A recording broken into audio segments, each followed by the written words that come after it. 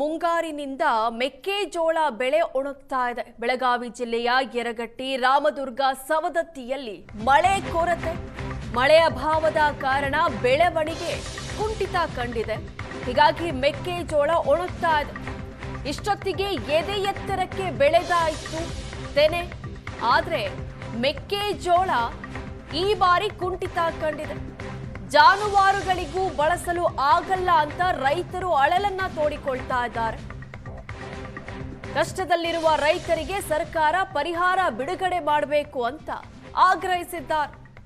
ಇಷ್ಟೊತ್ತಿಗೆ ಎದೆ ಎತ್ತರಕ್ಕೆ ಬೆಳೀತಾ ಇತ್ತು, ಆದ್ರೆ ಮಳೆ ಇಲ್ಲದ ಕಾರಣ ಸಂಪೂರ್ಣವಾಗಿ ಒಣಗಿ ಹೋಗಿದೆ. ಪರಿಹಾರ ಧನವನ್ನ ಬಿಡುಗಡೆ ಮಾಡಬೇಕು ಅಂತ ರೈತರು ಆಗ್ರಹಿಸಿದ್ದಾರೆ.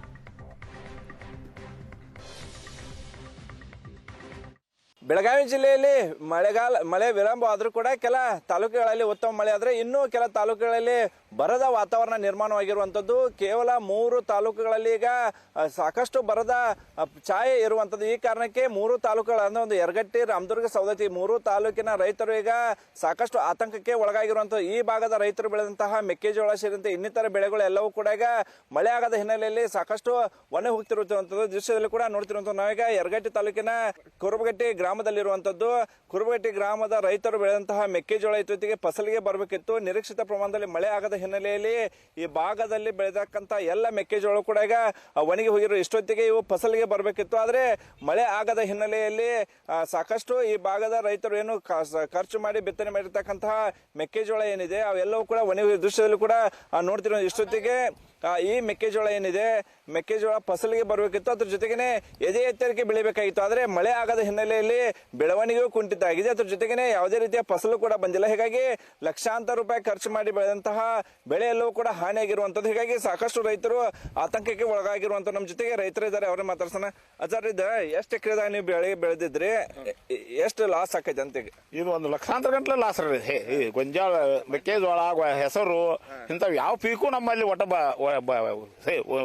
ಬಂದಿಲ್ರಿ. ಪರಿಸ್ಥಿತಿ ಬಹಳ ಗಂಭೀರ ಅದ್ರಿ. ದನಕಾರ ಹಿಡಿದು ವಜ್ಜಿ ಹಿಡ್ದೈತ್ರಿ. ದನಕಾರ ಎಲ್ಲ ಮಾರ್ಕೆಟ್ ಪ್ಯಾಟಿಗೆ ಹೋದ್ರಿ. ಈಗ ಯಾರು ಮಾತಾಡ್ಸಲ್ರ ಅವನ.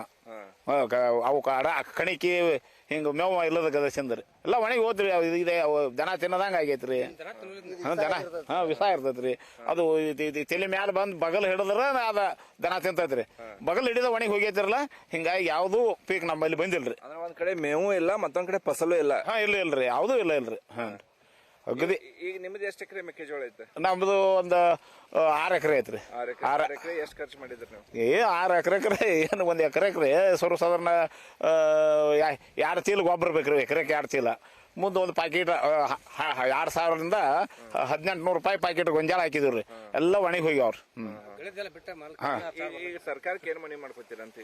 ಸರ್ಕಾರಕ್ಕೆ ನಮಗೆ ಏನಾರು ಮತ್ತೆ ಸಹಾಯ ಮಾಡ್ರೆ ಅನುಕೂಲ ಆಕತ್ರಿ. ಸಹಾಯ ಮಾಡ್ಲಿಲ್ಲ ಅಂದ್ರೆ ನಮ್ಮ ಪರಿಸ್ಥಿತಿ ಬಹಳ ಗಂಭೀರ ಐತ್ರಿ.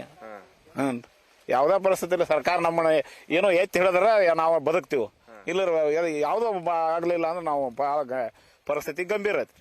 ಈಗ ಅದರ ಯರಗಟ್ಟಿ ತಾಲೂಕಿನಾಗ ಒಂದ್ ಕಡೆ ಕುಡಿ ನೀರಿನ ಸಮಸ್ಯೆ, ಮಳೆ ಆಗದೆ ಇರುವ ಹಿನ್ನೆಲೆ ಈಗ ಮೇವು ಇಲ್ಲ, ಜನರಿಗೆ ಕುಡಿಯಾಕು ನೀರಿಲ್ಲ, ಇದು ದನಗಳ ತಿನ್ನಾಕ ಮೇವಿಲ್ಲ. ಇಂಥ ಪರಿಸ್ಥಿತಿ ಐತಿ. ಸರ್ಕಾರಕ್ಕೆ ಏನ್ ಮನೆ ಮಾಡ್ಕೊತೀರ ಅಂತ?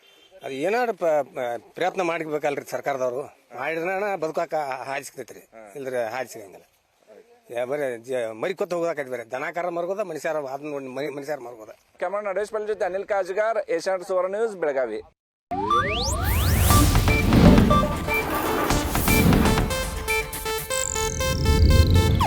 ಇದು ಏಷ್ಯಾನೆಟ್ ನ್ಯೂಸ್ ನೆಟ್ವರ್ಕ್ ಪ್ರಸ್ತುತಿ.